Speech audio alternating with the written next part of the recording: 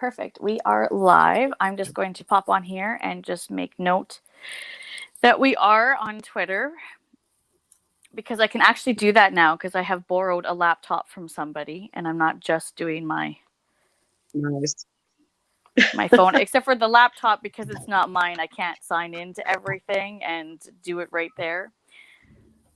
Somebody, and I'm not. Hi, Kath.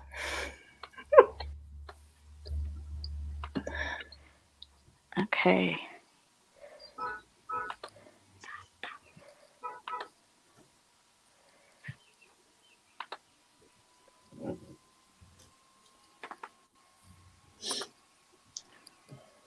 Sorry, you guys. It takes forever. I'm impressed already, Nicole, honestly. Oh, thank you. I'm not a troglodyte, but I'm pretty gosh darn close. I'm amazed we got this close, actually. Yeah. Perfect. Oh, look, we've got people that are popping in. We've got Fanged Pipsqueak Reads. Oh my goodness. Vitlamaine, thank you for coming by. We've got Linda's World of Books.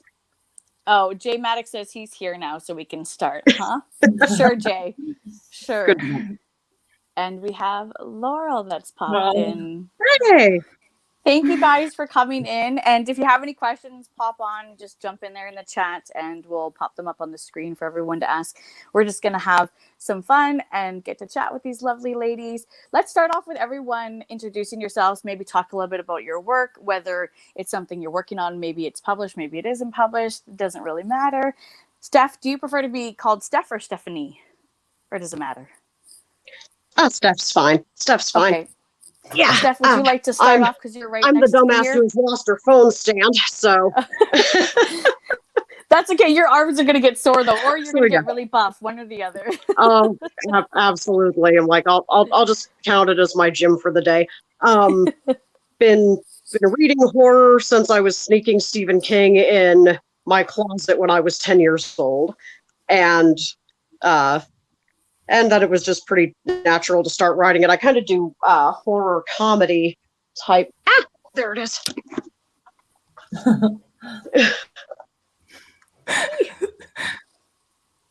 I did that one. Yes. Playing Possum. Yeah, Keelan Patrick Burke did the cover. Oh, he's awesome. His artwork, I tell you, my goodness. Love him. Yeah. How about you, Rowan? Do you want to introduce yourself and a little bit about your work? Yeah, I'm Rowan. I was thinking about this the other day. I'm actually quite new. I would call myself a noob in the world of horror writers. And even though I've been writing for about 4 years. It's only like last September, actually, the Candisha Press one, that was like the first thing I ever submitted, and since then I've been on a streak writing my brains out, and so I'm quite new to this horror community, and it has been so lovely. And I have been working on, I just signed for my first novella to come out on 2022. So that's me. Exciting. Yeah, it is. I don't know how to feel about it, actually. I rewrite it and I was like, oh, this is a POS. Like, how did this ever get signed? And now I've got those first author jitters, and I really don't know how it's gonna, is it going to make or break you? Is that the way first novellas work? Or is that anyway, that's a whole other story. Just wait. It's going to come out and everyone's going to love it and everyone's just going to be talking about it. Do you think so? I don't know. Fingers crossed. So that's for 2022, and there's a few more releases for short stories on the way. And thank you, Billy. And I just last week finished another novella, which I think is pretty different. I'm trying to find comps for it actually. But yeah, I mean, I like creature features, so that should probably give you an idea of. I like that. Yes. I also like the slow burn creature features. Like, yes. Those are my jam. Those eerie, creepy, you know, really dive into it. I think a slow burn, everyone says, well, I shouldn't say everyone. Lots of people say slow burn's not good. I like a good slow burn. Yeah, you know what? I was trying to like think, like I knew you were going to ask some specific questions, and I was like, oh my God, what can I say about this like next novella? And it's like the Babadook. That's the best comp I have for it. Like nothing, like just pretty much no monster until like 80% in. Well, I love it. It sounds really good. I'm excited for all of it. All of it. No pressure, no rush, because I know it takes a while to polish everything and to make your baby what you want before you release it, for sure. Yeah. Anyway, that's enough about me. How about you, Catherine? Do you want to introduce you, some of your work that you have out there? Yeah, I've had lots of short stories published in various anthologies. You probably know. Recently, I don't know if that is sort of showing in the camera. That's my recent collection, Myths and Megaliths, all stories set in Wales. I've got a novella coming out with Off Limits Press. Congratulations. Yeah, thanks. That's exciting. Yeah, I'll get the cover for that one now. Why is that not coming up? There. Immortal. So pretty. Yeah. That's published on July 15th. So it's going really quickly now because it seemed like ages, first of all, but we're finally getting there. So, yeah. And a few shorts coming up in various things as well. It's moving so quick. Yeah, Steve Basilos. I don't know if I said his name right. I always get his surname wrong. Weird Tales. I've got a story coming up in that one. I've got a story coming in the British Fantasy Society Horizons Journal due June now, this June, and my husband's designed the front cover for that to go with my story, so that'll be nice, and a few others. So pretty busy. You guys are just blowing me away. I am so impressed. You guys have lots going on. You guys are just popping things out and just, oh my goodness, that's just so exciting. There's going to be so much new stuff to read, everyone. So get your wallets open, get ready, because this is exciting. You guys are going to make me go broke. That's for sure. I'm going to be honest. I haven't had the privilege of getting to read any of these ladies' works yet. But let me tell you, there's such a sea of incredible authors out there. I want to read everyone, and I always say that I would love my superpower to be that I could read everything all at once, enjoy it, and retain it. But that would be impossible. I would also like to say that I would never have to sleep, so that while everyone's sleeping in my house, I could read. But I also like my sleep. So yeah, I couldn't believe you actually answered me at 2:00 in the morning your time. I was expecting an answer much later in the day. No, I was telling the other ladies before we popped on that I haven't slept very well for probably the last month or so. So it's been, but you know what? It's okay. It's perfect reading time. But thank you so much. Well, this is very exciting. If anyone has any questions, make sure you pop them in. And if I miss them in the chat, just keep entering them until I see them. Because as the chat pops up on my tiny little screen, I'm also listening to these lovely ladies over here. All right, let's, and anyone can jump into this one. What pulled you into wanting to read or to write horror or dark fiction on the spooky spectrum?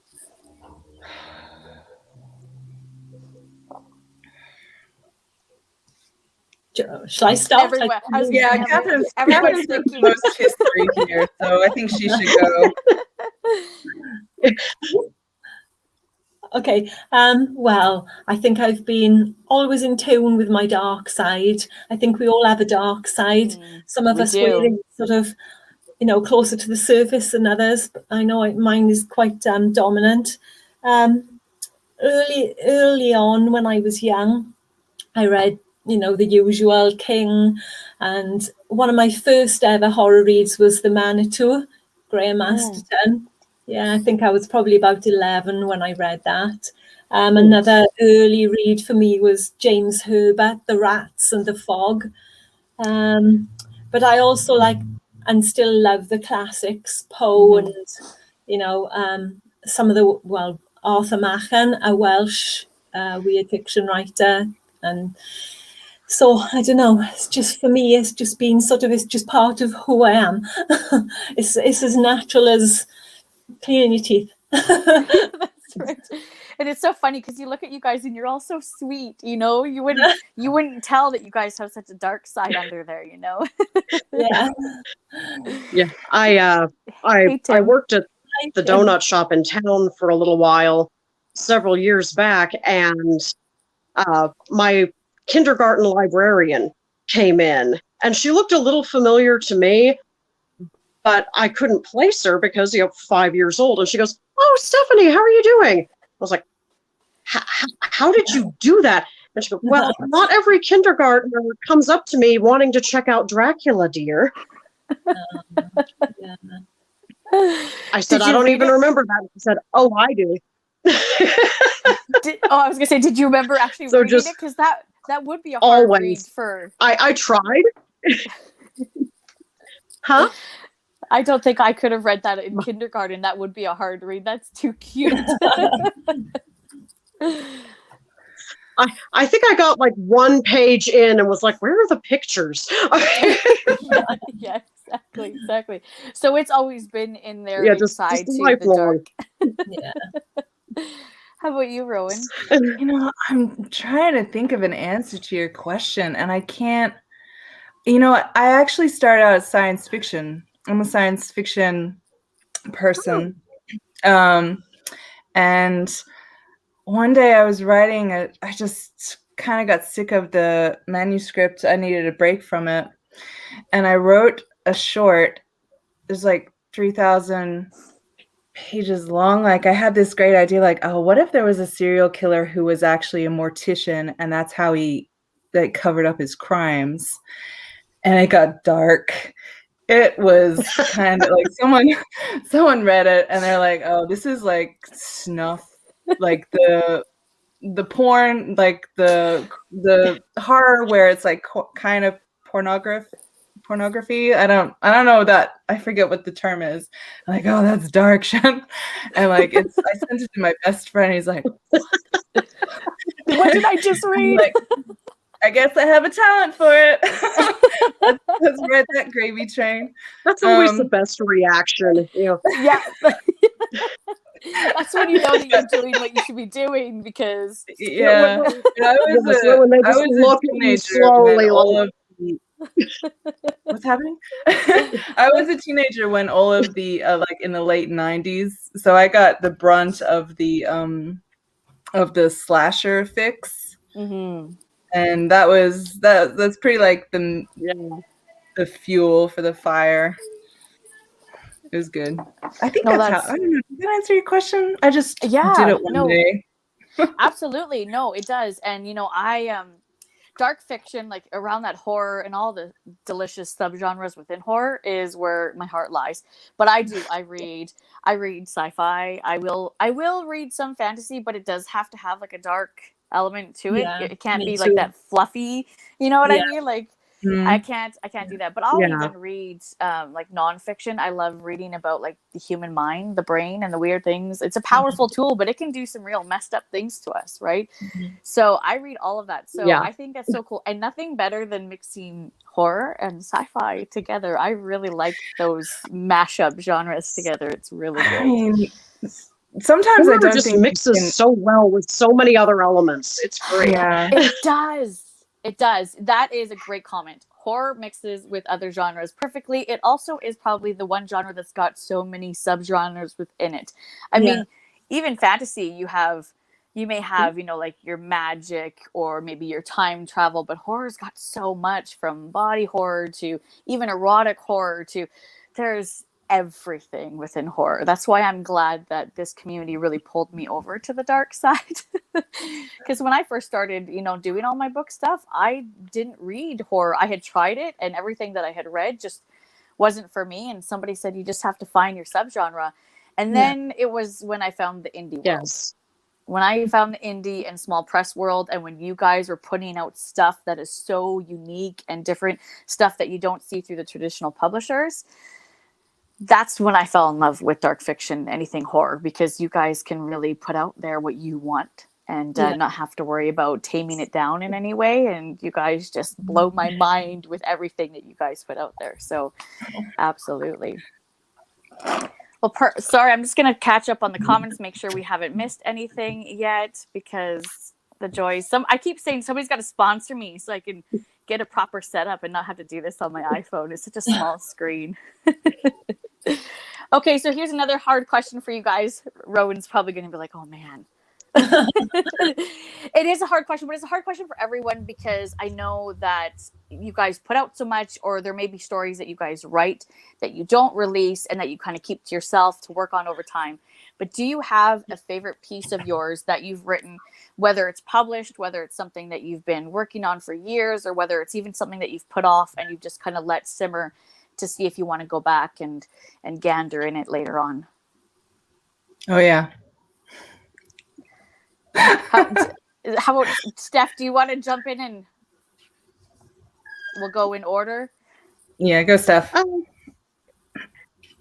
My favorite right now is the Cryptids and Cauldrons series that I'm working on, because I get to play with historical time periods and all sorts of monsters from all over the country, because you hear cryptozoology, you of course think Bigfoot and Mothman, but there's a whole ton of fascinating stuff from the creatures that immigrants brought over with them, to lumberjacks telling stories about things literally called the hide behind.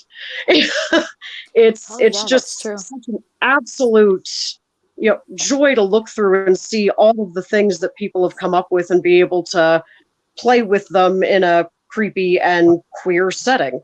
Yeah, it's true. Getting to look at all the different subgenre, cultures. queer. Yes, I love that. It's just fascinating.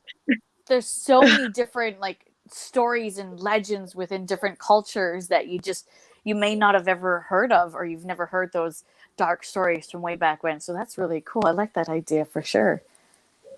What about you, I think one of my Rowan? favorites is a type of Irish werewolf called a wolver, I think. And instead of being, going around eating people, they will leave food on windowsills for the needy. What? Really? I've never heard of that. Yeah. Who knew that there were werewolves subgenres? Okay. Leaving food the for things others. you find. Yeah. I would have to say my piece I'm holding on to is that the one that got me started to thinking about a writer, and I'll never forget it. I was traveling around the U.S. and one night I was staying in a grandmother's house, and it was the height of the Syrian refugee crisis. Oh, okay. Right. This was 2016. And I suddenly it was I heard a story about a Syrian refugee who was a doctor for several years in Syria, and he came to America and he couldn't even get work as a taxi driver. Something horrendous, which kind of really demonstrated how low they were in other people's eyes. And it got me thinking, well, what would it take to make people put a value on refugees as their worth? And I was like, you know what? I bet if aliens came as refugees to the world, they would be able to do amazing things because they were aliens. And so that was the start. I made it up all in one night of that's my gonna be my debut is my story about aliens who, travel 20,000 light years to get to Earth. And when they started, Earth was, didn't have anybody there. And when they got here, it was just crap, packed. So that's the one I'm holding on for. I finished the first one, and then I have to write I've been told that you have to write the sequel, you have to have it all finished before you try to put it out there. That sounds really good. Aliens, they would just kind of come in and dominate everything. They would take they're over. refugees, they're still they're peaceful. Refugees don't come across to America and dominate everybody. They're refugees. They literally have nothing. So anyway, that's the one I'm holding out for. I won't bore you by telling the whole story, but that's what I'm holding on for. It is. Do you know what? Really, yes. It is kind of like District 9, except this is kind of the point is that in District 9, the aliens came and they were treated like SHIT, sugar honey iced tea. Yeah. But what if they came and you're like, wow, this is aliens. This is kind of cool. And they're revered, but they still don't have any land or anything. So they're refugees. But anyway. That's very true. I love that idea. And sorry, did you say sugar honey iced tea? I love that. What? You've never heard that before? I've never heard that before. I'm gonna have to steal that from you. I love that. That's like the South. Sorry, my dad grew up in Arkansas, so I got all of them. I love that. Okay, well, I might have to steal that from you sometime, and when my kids are angering me, I'll have to use that one. Then they won't know, right? How about you, Catherine? Do you have a favorite, or is it just what you're working on in the moment, or? Yeah, I always feel a bit guilty mentioning favourites because you feel like you're choosing one of your children. But I mean, my heart at the moment is with Immortelle because it's just about to come out. And Samantha sent me the very final proofread yesterday, or the day before yesterday, to go back through, just before the arcs are sent out.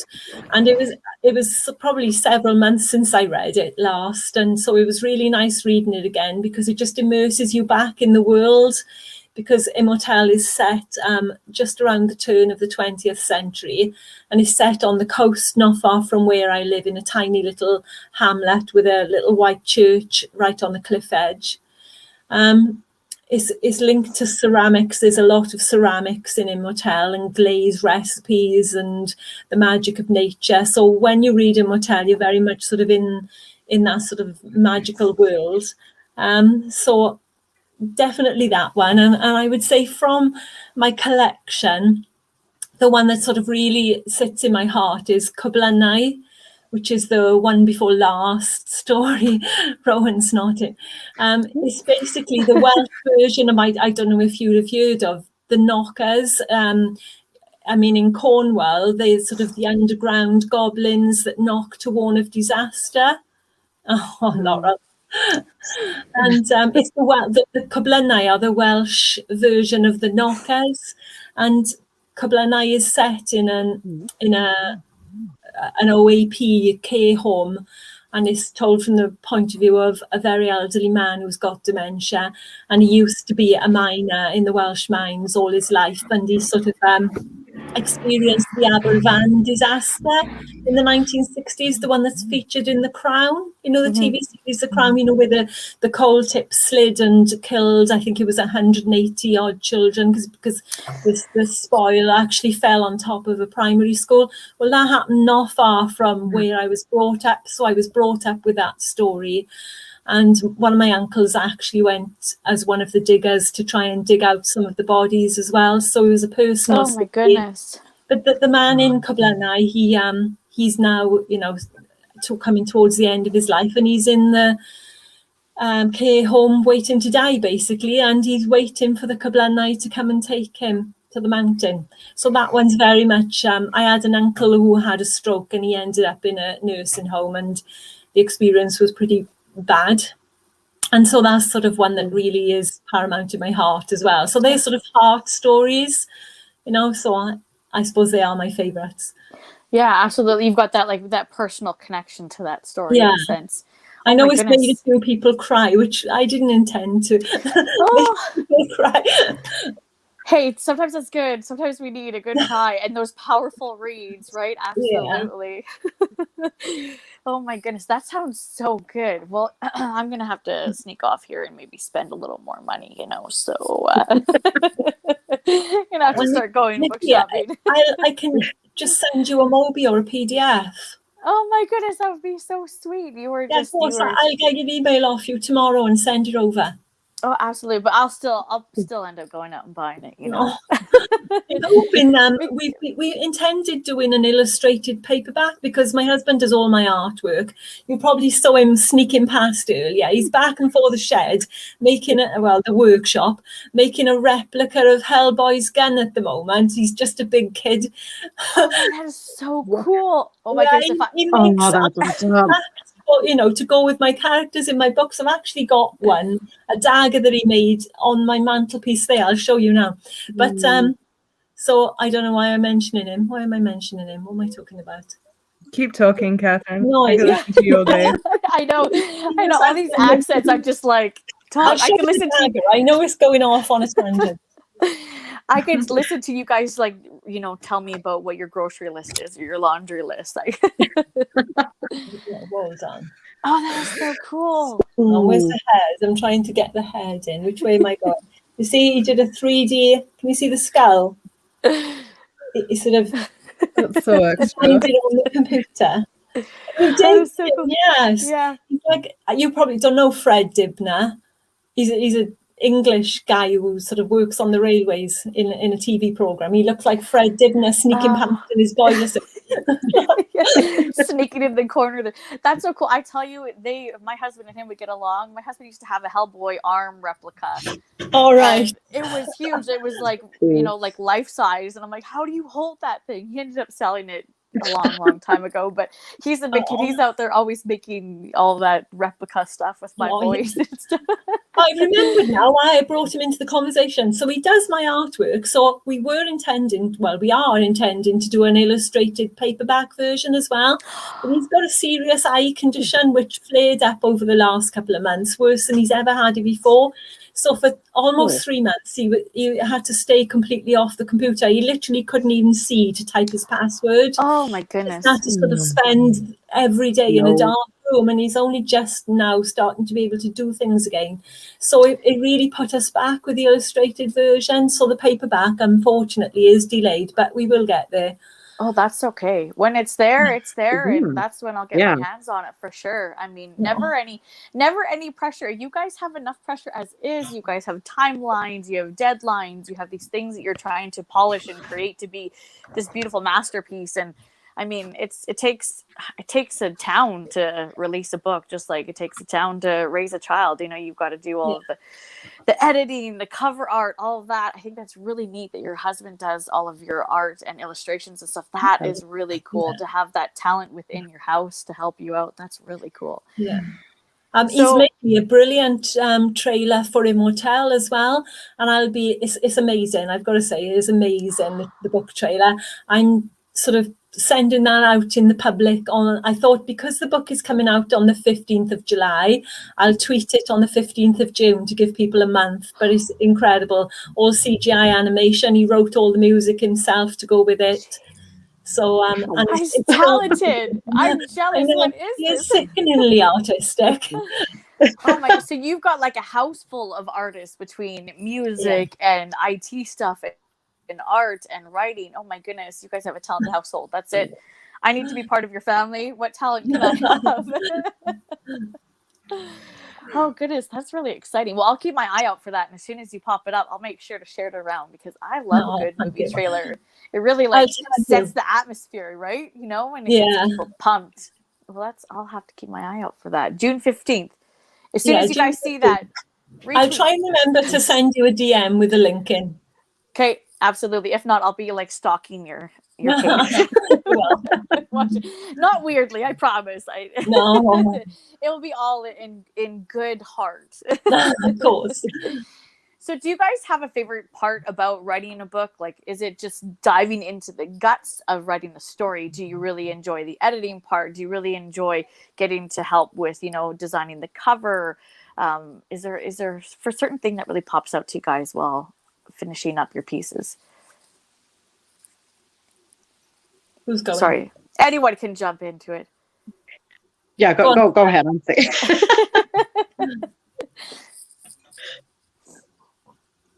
Writing the end feels pretty gosh darn good. Yeah. Finishing it up and yeah. Is that before like editing? Oh yeah. I mean, once like for me, once I do the first draft, I'm like, it's easy street now. Like once you got the meat on the bones, fine tuning it to make a pretty face. That's just like that's kids play. I mean, in my humble noob opinion, that is what it is. I love your analogies, though. The meat on the bones, and I love that. I mean, I'm a writer. Nicole. I got these things up my sleeve. Okay. That's right. She's got a way with words. That only makes me more excited to read your stuff. Oh my god, I hope I do. No, that's it for me. Is finishing the getting to the end. That's like. Yeah. Like now you can polish away. Getting past a sticking point when I know that one scene is supposed to be able to work and then finally figure out how. It's like, now I can sleep. Yeah. Nailing a sex scene is pretty gosh darn satisfying. I heard as soon as I said it, I heard what it sounded like. It's okay. It sounded great. I loved that. That would nailing be that sex scene. Yeah, making it so it's realistic and lifelike. That's something that would be really hard to do. That would definitely be a talent for sure. To be able to write a sex scene that isn't going to die off or get dry. It's got to keep the excitement in. That would be hard to do for sure. Yeah, you can't really just tab A into slot B, and no. That's what I always feel like if I try to write them. It's like, oh god. Hey, Josh. Thanks, Josh. Nice to see you, Josh. Hey. How about you? I actually enjoy editing and revision. I'm one of those strange people who really love that polishing. Yeah. So, yeah, and like Steph said, if you come to a stumbling point, I mean, I don't know what you guys do when that happens, but I can't just sit at the computer and have nothing come out. So I have to go, I either go for a walk and then the idea will come as I'm walking, or if I'm stuck at home, I'll just go into a quiet room and sort of lie down, go into a zone and actually visualize the scene and almost live the sort of story at that point and think about what would happen next. And usually then it eventually comes, and that's like so satisfying, like Steph said. Yeah, to finish it, to finally get past that little hump in your writing. I would be terrified that something would happen and I would write it and then I would go and have a dream and play it out differently in my dream, and then I would wake up and want to completely rewrite it, and then I'd probably just ruin it. This is probably why I am not an author and I am not a writer. Quite a few of my stories start off from dreams. Actually, they're inspired by dreams. Yes. The one I'm one of the Daughters of Darkness with Steph and Ali. In their next one now, Daughters of Darkness 2, they invited me, and the novella I'm subbing for that is actually inspired by a dream. It's called The Spider and the Stag, and I had a dream about a Scottish loch where there was a girl was approaching the water and she saw a stag in the water, and it was all sort of misty, and he seemed really distressed. And as she got close, she could see that his antlers were wrapped in fine cobweb, and in amongst the cobweb there were butterflies trying to escape. So that was the inspiration for that novella, which is going into Daughters of Darkness. Oh, I want to my be. goodness. What happens in your normal day, Catherine, know. that you dream of? Just, I mean, I guess it's just those imaginations just run wild, and you can just come up with these like incredible things both day and night while you're awake or sleeping. Yeah. It's very true, though. I actually had a dream the other night. It was actually two dreams that were kind of mushed into one, different, same kind of setting. Just I was two different ages, and it was two different lifestyles. But anyways, I thought this would make one heck of a good book if the proper author was to write it, because I am not a writer at all. So I would be like, here's what happened in my dream. Put your twist on it, put your spin on it, and write it. But it's so funny how that's the first thing that popped into my head when I woke up. This would make a really good horror book. Yeah. Why don't you give it a try, Nichi? You don't have to show it to anybody. Try it.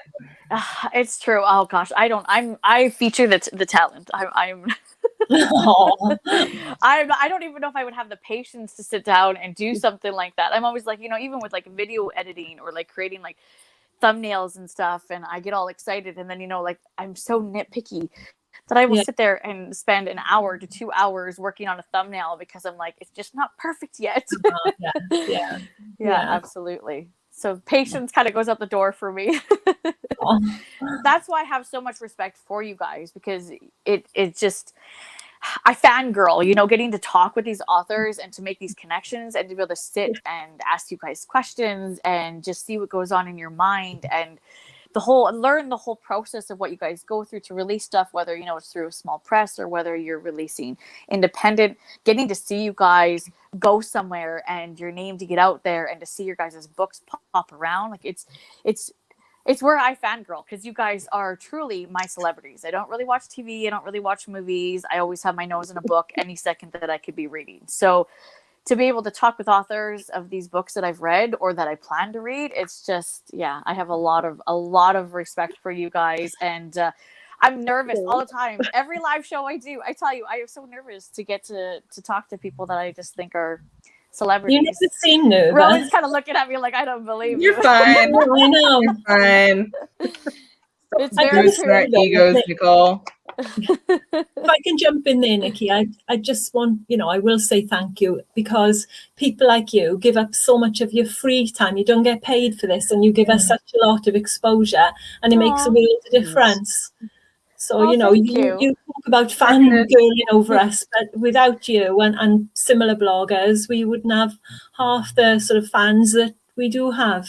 Oh, thank you. I know word of mouth is definitely, marketing's hard. I know, like, I couldn't imagine you guys, like I said, you're in a sea, you're in an ocean filled with these fantastic authors. It's, and you can't say no to just one. Like, I got to read all of it, right? Everyone's work, all of your guys' work, because it's all just freaking fantastic. It's just, it's mind boggling. And there's the stories that you guys come up with. So, but I could imagine having to market yourself. First off, having to market yourself. I hate talking about myself. So I couldn't imagine. It's definitely the hardest part for me. Yeah. I've heard that a lot, where some people are like, no, just do it because it's your baby, like you're proud of it, get it out there. But I mean, I don't know, maybe we're too modest or something. I think that a lot of writers, I do a tweet like once a week, and I'm like, oh God, I'm bugging everyone. I would imagine that a lot of writers are introverts. Yeah. Yes. Because you have to have a great imagination, because you're too afraid to talk to other people. So I think it's just antithetical to have, be an introvert and just say, please read this story I wrote. It's not in our natures. Yeah. So at least for me. No, absolutely. Or to love something so dearly and to say, please read this. This is great. I think you're going to like it. And then what if that person turns around and doesn't like it, right? Yeah. Then, like, I couldn't imagine doing that. So I mean, I have mad respect for authors, especially indie and small press, because you guys have to market yourself so much more than maybe a traditionally published author, right? That may have that backing to help them a little bit more than what you guys have, right? So I definitely word of mouth. I tell you, watching BookTube, I follow like 600 plus channels, and this is where I'm like, oh, I haven't heard of that one. Got to put that one on the list, right? Or Bookstagram, even just getting to scroll through people's feeds and seeing photos of books that I've seen. It also keeps books on my radar that I forgot about that I wanted to pick up. So definitely word of mouth is huge. That's why I'm always telling people, if you love indie, if you love small press, don't forget to do regular shout outs, write those reviews, get that word of mouth out for those authors. Absolutely. Yeah. And I was lucky enough this week because Sadie Hartman invited me to be part of the Celebrate Horror 21 event that she's done for her birthday. And I was just so honoured, you know, and I don't think people really understand how grateful we are, but we truly are grateful. I mean, those opportunities just a few and far between. And when you have an invite like that, you know, it's just wonderful. But I think as well, you need to respect everybody, no matter which level they're at, because we were all starting off at one point, you know.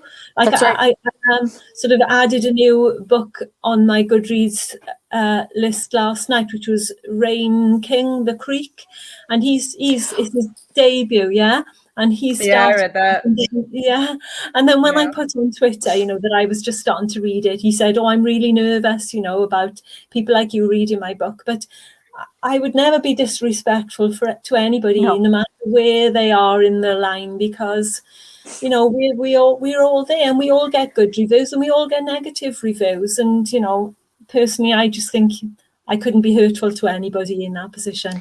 Yeah, it's true. I have that one on my list too. I haven't picked it up yet. Well, I only read the first 20% last night, but, you know, it's really good. And you never know what you're going to see when you pick up a book, you know, self-published or indie or traditional as well, because two reads I've read very recently have been traditionally published bestsellers, and I found them quite disappointing, you know. But I mean, I pick it up, and usually within the first few pages, you know if this person's got potential or not. That's how I feel. You know, even if that one isn't perfect, you think this person can tell a story. This person's got the capability to get there. Yeah, absolutely. And it does. It takes some time, you know, to practice, to really find your niche, find your setting, find what you're comfortable with. I don't know how many times I've read a book and the first little bit is a little choppy and I think, oh no, right? It's good. It's a good story, but it is kind of choppy. And then it's like, you can tell that exact moment where the author got comfortable and the story just starts to flow, and you just get absolutely captivated and consumed by the story and the characters, and then you completely forget about those couple chapters or the couple pages at the beginning, because the story is just that good. Those couple pages, it's not even worth mentioning because the story is phenomenal. I think the same thing I am everything in this next year. You guys are like literally talking about me in like 6 months from now. Oh, Rowan, you're gonna kill it. Let me tell you, I have this feeling, you know, you just have this way with words. I mean, I'm wanting to take away some of the things you say and write them down in my word book so I can have your sayings and everything. No, absolutely. I mean, and it goes for reviewers too. It's so cool to see all of you authors supporting each other and reading each other's work and reviewing each other's work. But same thing with reviewers. You know, if I click on somebody's channel and they're ripping apart somebody's piece and they're, you know, gutting the story till there's nothing left, I click off, because I feel like you can dislike your book, you can put a book down and DNF it, but I still think that there is respect, and to have an informative review is better than just ripping it apart, because I don't know how many times I saw bad reviews on something and I'm like, but I still think this story sounds fascinating. I've picked it up. I absolutely loved it. Right. So those nice, those positive, negative, I know that's kind of an oxymoron, but you know, those help too. Hearing a negative review, but, you know, being very respectful about it and just critiquing what you didn't like about it still helps feature the author, and there's still going to be people that are drawn into the story, and they may just love it because there's there's a market for everything that's out there. You will find your readers, you will find your dedicated people. Absolutely. So, I mean, it goes for everyone, respect between authors, respect from reviewers to authors. And besides, I'm not a professional. I don't write. I don't know. I don't know the ins and outs. I just know what I read, whether I like it or not, right? Yeah. Absolutely. Okay, I got to pop in. So, I don't know if you guys had saw this one, but yeah, Linda says that indie ignites her imagination in a way that mainstream just can't do, which is true. Absolutely. Choppy is my specialty. Thanks, Ethan. We know that because you like to do stabby stab. Yeah. We already know that. That's too funny. Well, perfect. If you guys could, and I love asking this question ever since author Robert Ottone brought it to me, if you guys could rewrite any classic horror, which one would you pick? It's a hard one. Jane Eyre. Jane Eyre. 100%. Yes. You can't change Jane Eyre. I love Jane Eyre. I love it. Kath, I know we are like I see your soul, and I know we're very close entwined, and I know what you like. Like when you say James Herbert, I know you love like the airs, but like there just had to be like a little bit more in Jane Eyre for me for it to like transfer so nicely into this, like just a little bit more sex. Yes, you know, a little more heat. Yeah. I mean, I do enjoy the touch of a hand, but it's not enough for me in this day and age. And, you know, I feel like the wife really, like, she needed some revenge. You know, she's the real victim in this whole story. But actually, now that I say this, I actually realized I did rewrite it because I just had a short story come out 2 weeks ago in the Love and Hellions anthology, and it was kind of like she got her revenge. So. I don't know. I guess if anyone can do it, then it's Rowan, because everyone's saying that's dangerous. Well, no, of course you wouldn't rewrite it, but you would do like one of those Jane Austen, like Pride, Prejudice, and Zombies sort of. Actually, did they do one of those? They did Sense and Sensibility and Sea Monsters. Pride and Prejudice and Zombies. I don't know if anybody's done Jane Eyre yet. I don't think so. Catherine, I see your face. I know you are not pleased with the idea of rewriting Jane Eyre. I promise I will not do it. But I'm just saying it would be a little bit, it could get a broader audience if you just gave it a little bit more, you know? In the modern day. Yeah, absolutely. Yeah. Anyway, Catherine, Steph, either of you, would you have a classic you would pick and put that spin on? I've started working on a short. I don't know actually whether it'll get there, but the picture of Dorian Gray. I've started writing a modern version from a female point of view, where thinking of the way that all these apps change, you know, encourage people to change their appearance so that everyone's got the same eyebrows and you know, I look on Facebook at the people I know in real life, and I feel like they're all starting to look exactly the same, and you can't tell anybody apart these days. No. So I'm sort of working on a story that's whereas, you know, Dorian Gray has got the picture in the attic that doesn't age, I'm sort of doing like a bit of a dark twist on her phone. Sort of, she doesn't want to get involved in the phone app thing about changing her appearance, but she gets lured into doing that, and so it's like it has the opposite effect. That's about as close as I can get to it, I think, because some of those classics I really feel are untouchable. Sorry. No, that's okay. That's okay. And, you know, I mean, it happens. Sometimes you see those books that people have tried to put that spin on or redone them, and it just does not come out very good at all. Actually, I'm thinking of Jane Eyre. I think that there was, and if Linda's still in the chat, she might be able to pop it in. I can't remember the name of it. There was, I think, 3 authors, or there was a group of authors that co-wrote a bunch of, I can't remember, like My Lady Jane and My Plain Jane. They were YA paranormal spins on classics. And I'll tell you, I read one of them and it was just awful. In my own personal opinion, they were not good. But Well, I mean, not saying I would do a good job, but maybe if like Bronte's like hidden manuscripts came to light and there was like an extra scene that her publisher wanted her to take out, and you just slip it in there, like. No, it's true, and you know what? We don't have to touch them, but it's fun to see, even to think about what we would do with them, right? Yeah. Hey, Ross, how are you? Hi, Ross.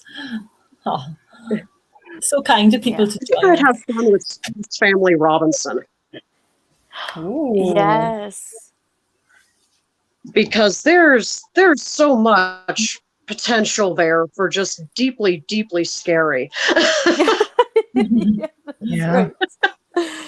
That's a good one. Both of those I would read all of them, you guys. I mean, even if you want to write them and you don't want to release them and you want to send them my way to read.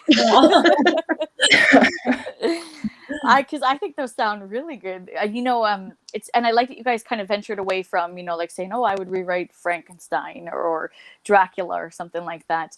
I had one person say that they would like to try to rewrite The Secret Garden, and I thought, oh, that would be really weird, especially if they put a horror twist on that one. That would be, some really good ideas out there. I still have to read Dorian Gray myself. Yeah, absolutely. I'm glad I'm not the only one that hasn't read Dorian Gray. Oh, I haven't read it myself for years. Long time. Yeah. We can only hope, Tim. I was thinking of the way I want the Bronte Secret Werewolf novel. Yeah.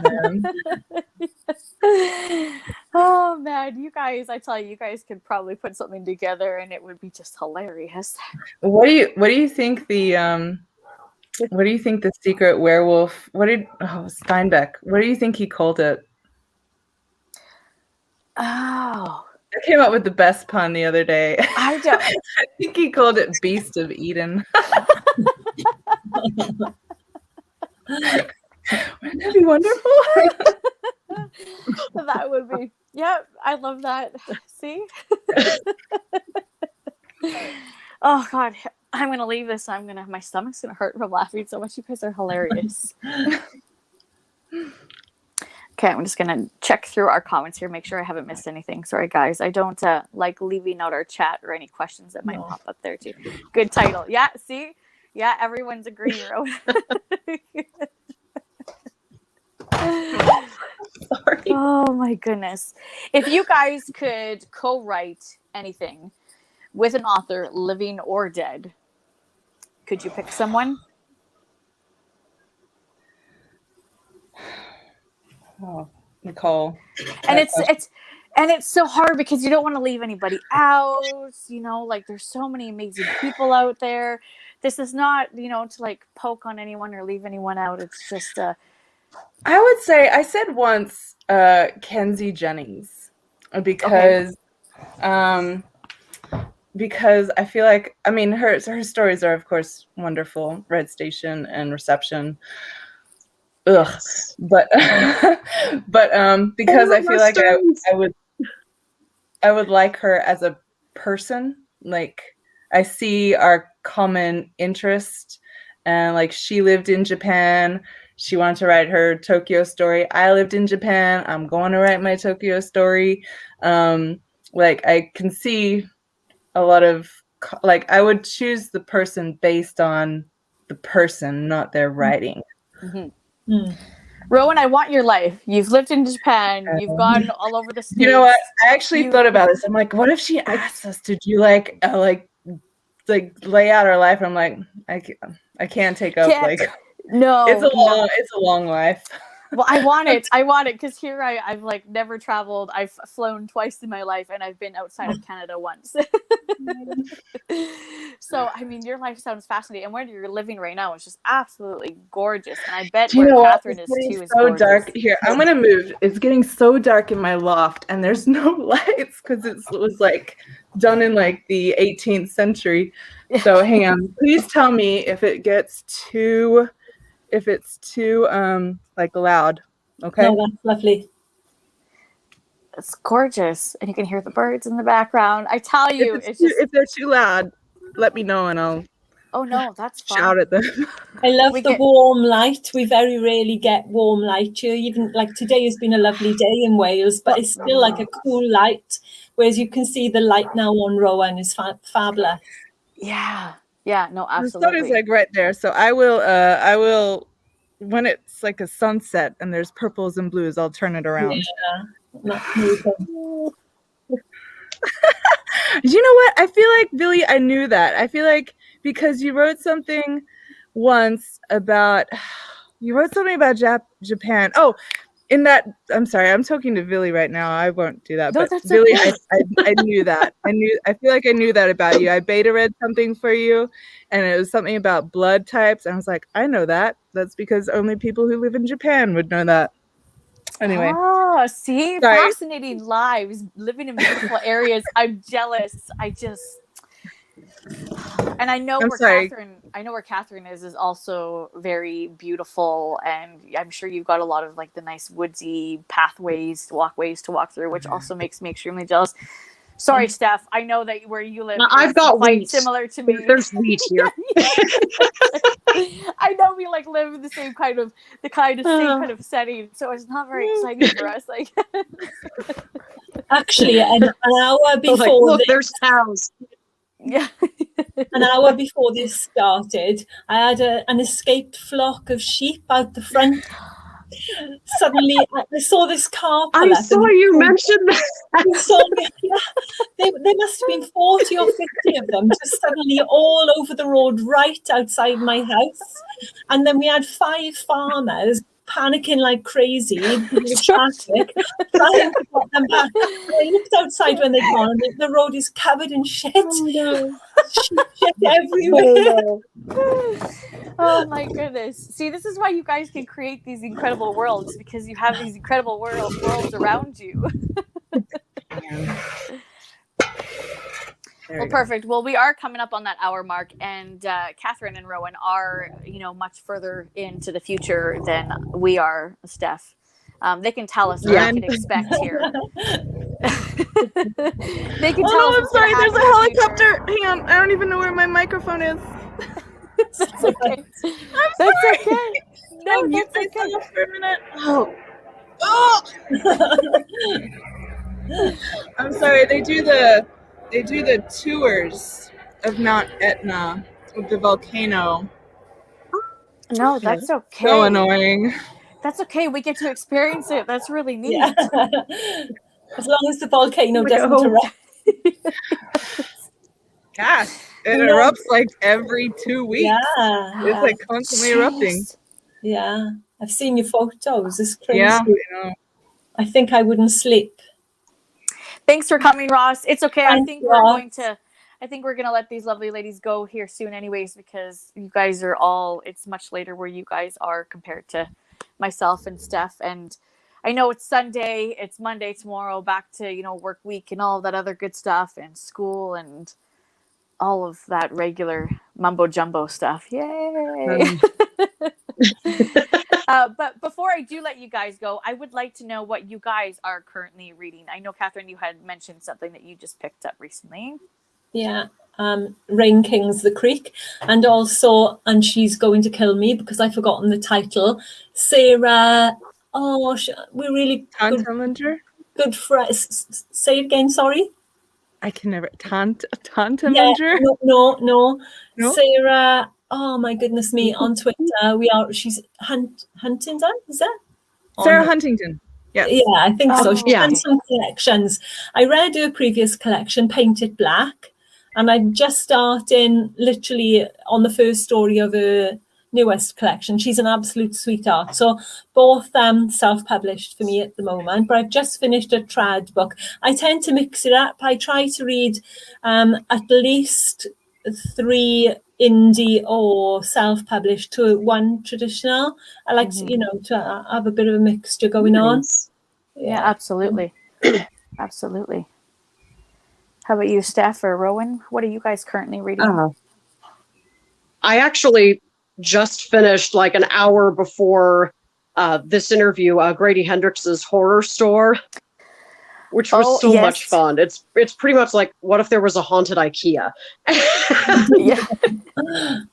And now I'm just staring at my TBR wondering what to do next. So I've heard from a lot of people. I downloaded that on Kindle ages ago and I haven't been able to read it yet. They're like, you can't read that one on Kindle. You need to have the physical because it's got like photos and it's got different like kind of like, you know, like looking at how to put this together kind of thing. And I'm like, oh my goodness, like an instruction booklet. Maybe I do need the physical. The little instruction booklet for once it starts getting further into the book, you can see the little 666 in the item name for the for the chairs and desks he has. It's great. That's right. Yeah, and the advertisements and stuff. Yeah, maybe I'll have to get a physical copy because it doesn't sound like it's one that's easily read on the Kindle for sure. How about you, Rowan? I just finished. I'm terrible. I feel like my brain is like, ever since I joined Twitter like 9 months ago, I feel like my brain has changed where I can't focus for too long. No. And a result is like I have to switch books. And so I finished Beverly Lee's The Ruin of Delicate Things about a week ago, and I'm still stewing on it because that was quite something. Yeah. And then I'm like 70% done with Jen Susie's Clementine's Awakening. Yes. And then I've got I'm currently on like, how many stories is there in Miss and Megaliths? Is there 10 stories? 10, yeah. Yeah, I think I'm on like 8. Right. I pace you out. I do like a story every 2 or 3 weeks. Yes, I read a novel or a novella and an anthology or a collection at the same time. Yeah. You know, maybe I'll read a short in the morning and part of the longer piece in the night, but I can't do 2 longer works at the same time. Mm-hmm. Well, and it's so hard because as soon as you see you're reading something and then something pops up on one of your platforms and it's like, oh God, that sounds good. And then you want to just start diving right into that one. And you feel guilty for leaving people out. I feel real guilt. You know, I've so many Twitter friends and they're fabulous, but you just can't possibly get through them all. No, it's very true. It's very true. I think I have probably about 8 books on the go right now. Oh, right. I feel just awful because I haven't finished one of them. I'm like, one of them's got to get done. But absolutely. No, that sounds really interesting. Okay, before I let you guys go, I know you guys have mentioned this throughout our chat, but is there one specific thing that you really, really want to feature about your work or something that's up and coming? Because this is about you guys. This is your day. This is your spotlight. So just promote away. Steph, you go first. We are all introverts. That's right. Who should talk first? I don't know exactly when it's going to be coming. Oh, coming soon, to be announced. My phone lagged. I'm working on a horror western. Okay. Yes. Okay. And I don't know exactly when it's going to be out yet, but I've got the first draft done, so I'm really excited about that. Okay, that's exciting. So coming soon, to be announced. That's exciting. Well, do you know what? In 2022, I don't know the month yet, but from D&T Publishing, it would be my novella In the Arctic Sun, kind of a psychological creature feature set in Alaska. And the one I just finished, which I was kind of like really amped up for, is because I haven't really read anything. I mean, that sounds really pretentious, doesn't it? I haven't read anything like this before. It's my novella set in Bangkok. And like, honestly, like when I lived in Bangkok, I was like, I drew from like all these incidences that I found. And that is kind of a creature feature. I don't know. It's got a lot of rats in it. Rats are our protagonists. Ooh. Ooh, I like creature features. I like insects. I like little rodents. That sounds Yeah. really good. And I You know. read some of Rowan's, the one that she's talking about there. Yes, yeah. the one you sent me a little bit of it, didn't you, at the beginning? That So was the rough. You got the I first just remember rough. I that. I sent can say there's definite, that's going to be exciting. Yeah, I sent it to Kathy. I was like, "Is this something? Is this terrible?" Like you read it like when it was hot off the presses, and I really appreciated you saying that it was going to be something. Yeah. It meant a lot. Well, that sounds really exciting. They both Mm. do. I know those splatter and westerns are really popular right now, like really, really popular. And I love creature features as well. All of those rodents and gross things. I have a friend who really, really does not like spiders. So if you ever write something with spiders, let me know and I'll send it her way. I just won't say a thing. You're gonna love Arctic Sun. Okay, good. I'll send it her way too, and I won't say anything. Or the spider and the stag, the one I told you about earlier. Yes. Mm-hmm. The Yeah. spider features quite a lot in that. Oh, she would hate me. She's made it very clear. She's a fellow booktuber, and she's made it very clear how much she hates spiders. Like, she cannot handle it. She cannot read about them. Nothing. She would hate me for days, maybe for the rest of my life. I don't know. So for me, it's Mists and Megaliths, my story collection that's recently published about a month ago, actually. The details are on my pinned tweet for that. It's a collection of 10 spooky stories in the quiet horror genre, all set in Wales, and a mixture of Welsh folklore in there. And obviously, I'm really looking forward to Immortelle being published very soon. And pre-orders are up on Off Limits Press website, and it's already on Goodreads if anyone wanted to have a little more further look at the blurb and add it to their shelf. I'd be really grateful. Absolutely. Well, thank you guys so much for coming. Anyone that doesn't know Steph or Rowan or Catherine, if you haven't heard of them, if you don't know their work, I will make sure to have all of their social media links down below. So you can just click on that, go follow all of them, give them the support and love that they deserve, go pick up some of their work. And maybe we can plan some buddy reads, because it sounds like I've got a lot more reading up my alley here and I'm very excited for it. Thank you guys for coming on and spending time with me and showing me these beautiful sceneries. Thank you for the invite. Yeah, still covered in clouds. That's the volcano where I live. They're still so beautiful. Amazing. Stay safe. Stay safe. Don't go too close. Guys, no. I see lava like every 3 days. It's nothing. Trust me. Like, oh my goodness.